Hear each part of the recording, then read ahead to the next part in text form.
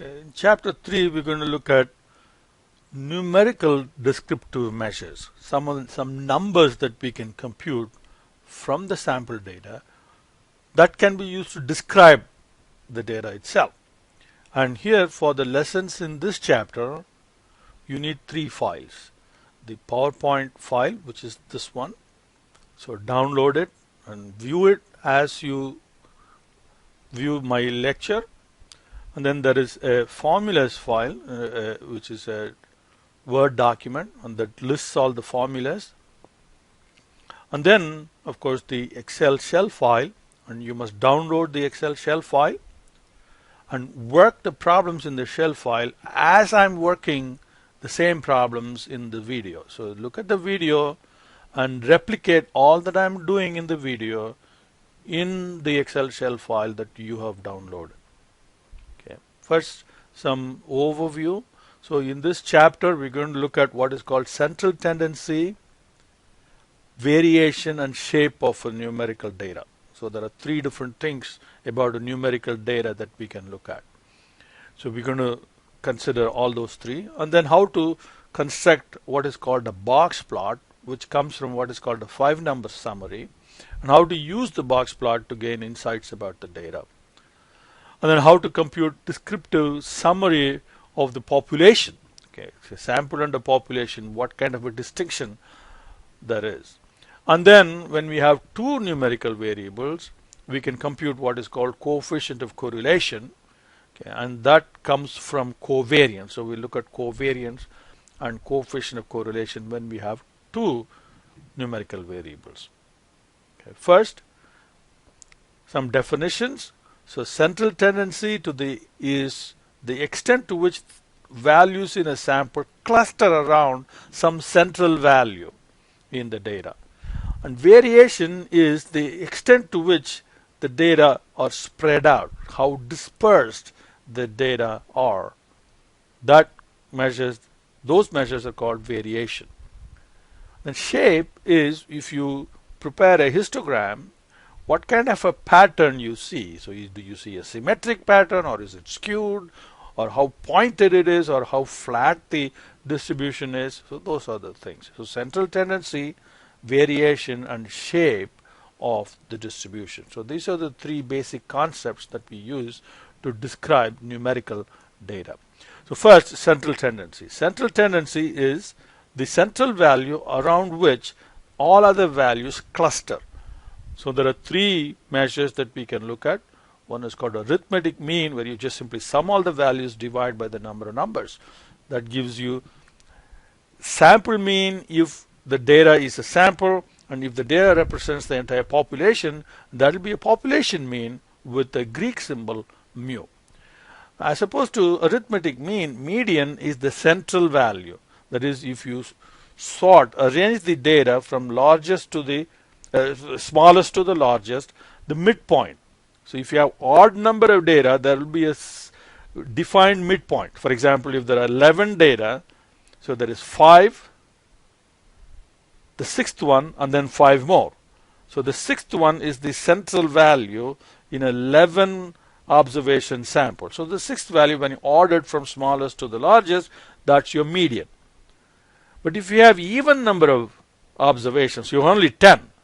So the top 5 and the bottom 5, then the midpoint, there is nothing there, because that's not a well-defined place. So in that case, what you would do, you take the 5th value and the 6th value and average the 2, and that will be the median in that case. So the middle value of an ordered array, so that's your median. Usually median is a very good measure with respect to the central tendency that is independent, or that doesn't get affected by some outlier. So there is one extreme value. Okay, there is a large value. Most of the values are clustered here, and then there is one really large value, or there is one really small value. Okay, these outliers will pull the arithmetic mean towards the outlier, whereas median is not affected that much. So median is relatively unaffected by the outliers.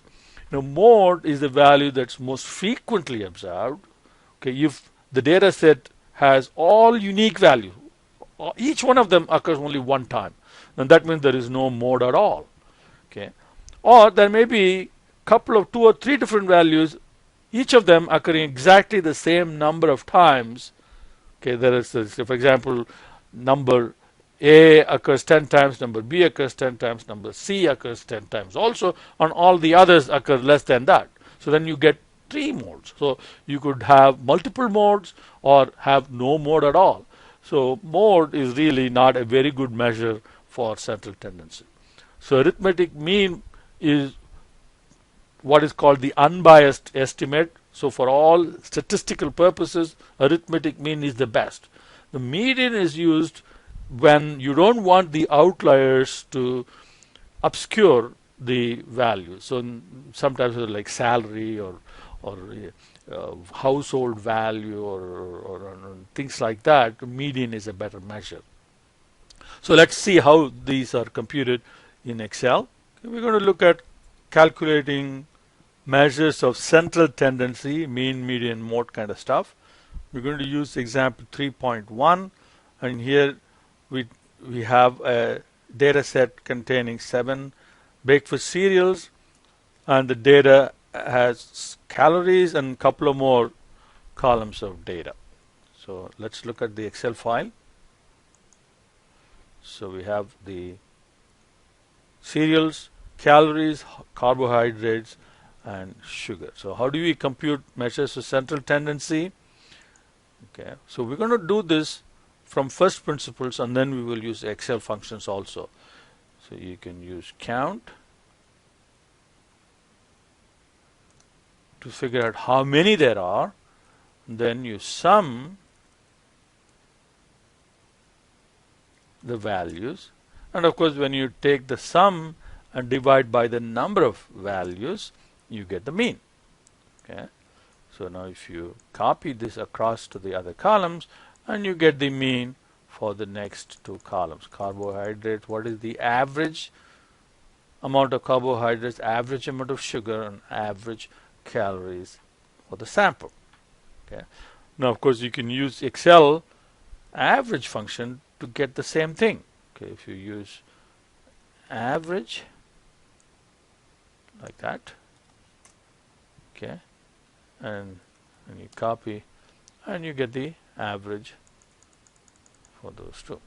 Okay, now median, there is a function called median, and we can use that. Okay, same for mode. So there is a function called mode. Okay, so you can have mode multiple,